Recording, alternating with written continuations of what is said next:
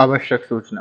Viewers कृपया ध्यान दें, हमारी टीम राजपूताना टॉक्स इंडिया एक ऑनलाइन क्विज कंपटीशन करवा रही है जिसमें आप पार्टिसिपेट कर सकते हैं।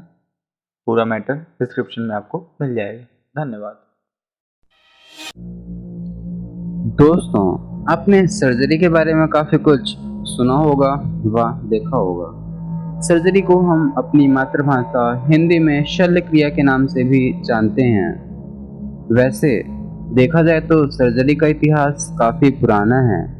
कई वैज्ञानिकों ने यह प्रमाणित भी किया है कि यह कार्य आज से 5000 से लेकर 7000 वर्ष पूर्व भी किए जाते थे। हाँ दोस्तों, आपने सही सुना, यानी सर्जरी के प्रमाण 3000 शताब्दी ईसा पूर्व से लेकर 5000 शताब्दी ईसा पूर्व तक के मिलते हैं। परंतु उस समय की सर्जरी थोड़ी सी खतरनाक भी हुआ करती थी।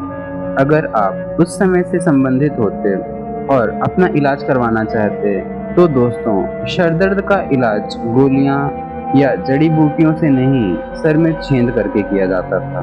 आप सही सुन रहे हैं, सर में ड्रिलिंग करके।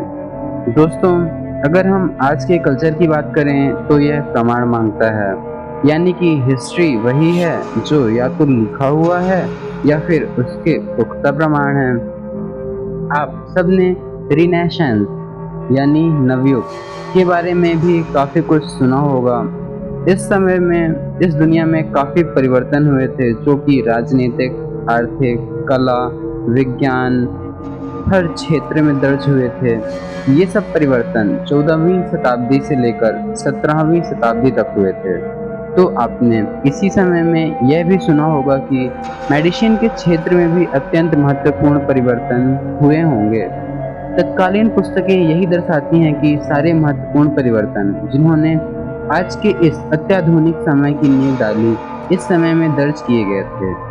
परंतु दोस्तों, क्या कभी आपने गूगल में सर्च किया है first surgeon of the world? एक बार सर्च अवश्य कीजिएगा। मैं आपका दोस्त एवं होस्ट उज्ज्वल सिंह दीक्षित आज आपको बताने जा रहा हूँ दुनिया के first surgeon of the world के बारे में। आज हम यहाँ पर बात करने जा रहे हैं सुश्रुत की। शायद आपने यह नाम कभी सुना होगा। इनकी पुस्तक सुश्रुत संहिता है, जो कि आयुर्वेदिक एवं शल्य चिकित्सा का प्राचीन संस्कृत ग्रंथ है। सुश्रुत संहिता के रचयिता सुश्रुत हैं, जो कि 6वीं शताब्दी ईसा पूर्व काशी में जन्मे थे। वैसे इनके जन्म का निश्चित समय तो ज्ञात नहीं है, लेकिन 6वीं शताब्दी ईसा पूर्व सबसे उचित समय की स्पष्टता करता है। सुश्रुत संहिता में मोतियाबिंद, संघात रोग एवं अनेक अन्य रोगों के प्रचालन की विधि का वर्णन है। सुश्रुत ने अपनी पुस्तक के लिए उपयोग किए जाने वाले 121 औजारों का उल्लेख किया है एवं रोग चिकित्साओं के उपचार में आहार और सफाई पर विशेष जोर दिया है। सुश्रुत संहिता में शल्य कर्म एवं प्रसव संबंधी व्यावहारिक समस्याओं का भी विवरण है। सुश्रुत ने मानव मृत शरीर के माध्यम से शरीर रचना का विस्तृत अध्ययन किया था एवं उसका उल्लेख पुस्तक में भी विस्तृत रूप में किया था। वैसे दोस्तों, सुश्रुत संहिता में दो विशेष चीजों का विस्तृत वर्णन है। पहला राइनोप्लास्टी, जिसे हम प्लास्टिक सर्जरी भी कह सकते हैं, एवं दूसरा ऑप्थेल्मोलॉजी, इजेक्शन ऑफ कैटरेक्ट, जिसे हम नेत्र विज्ञान भी कह सकते हैं। सुश्रुत के समय सर्जरी शास्त्र कर्म के नाम से जानी जाती थी। सुश्रुत संहिता में सर्जरी के लिए उठाए जाने वाले कदमों का विस्तृत वर्णन है। इस क्षेत्र में सुश्रुत का सबसे बड़ा योगदान राइनोप्लास्टी है, जिसका मतलब है कि प्लास्टिक सर्जरी के माध्यम से एक मल्टीलेटेड नाक की बहाली करना। नेत्र से मोतियाबिंद का निष्कासन भी सुश्रुत द्वारा किया गया था, जो सरल शल्य चिकित्सा उपकरणों का उपयोग बड़ी सुगमता के साथ करता है। दोस्तों, प्लास्टिक सर्जरी एवं मोतियाबिंद का निष्कासन कोई पुश्तों से चली आ रही दादी नानी की कहानी नहीं है, ना ही अफवाह है। आप इसका संपूर्ण विवरण सुश्रुत संहिता में पढ़ सकते हैं। वैसे सुश्रुत संहिता दो भागों में विभाजित है, पूर्व तंत्र तथा उत्तर तंत्र। पूर्व तंत्र में 5 भाग हैं। जिसमें पहला भाग सूत्र स्थान है। इसमें योग सूत्री अध्याय में अस्त्र शस्त्र यंत्र उपयंत्र संबंधित संपूर्ण जानकारी वर्णित है।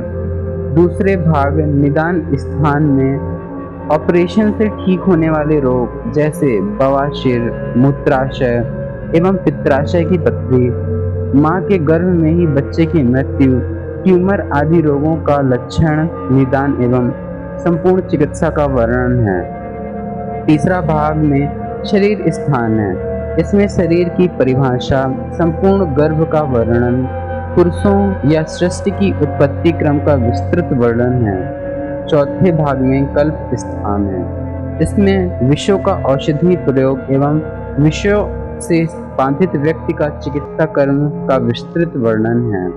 पांचवा भाग चिकित्सा स्थान है। इसमें समस्त शरीरगत रोगों की शल्य चिकित्सा एवं औषधि चिकित्सा का वर्णन है।